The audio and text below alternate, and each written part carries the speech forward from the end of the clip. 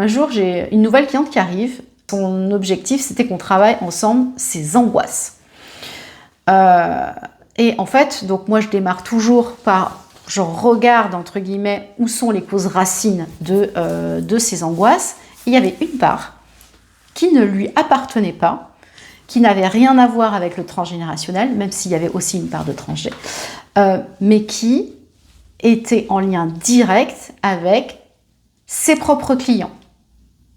Elle était impactée par les émotions, les énergies de ses clients qui venaient la voir dans son cabinet. Et elle n'en avait aucune idée. Elle n'avait aucune pratique sur elle-même pour pouvoir s'en prémunir et pour pouvoir, entre guillemets, se délester à la fin de la journée. Elle n'avait même pas conscience que ça pouvait arriver et elle n'avait aucune pratique non plus pour son propre cabinet. Parce qu'à un moment donné, il faut aussi que ces énergies-là, elles ressortent. Elles ne restent pas. Parce que non seulement ça impacte le thérapeute, mais en plus, ça impacte les clients, patients. Et donc, pourquoi je te raconte ça? Parce que j'ai été hyper étonnée.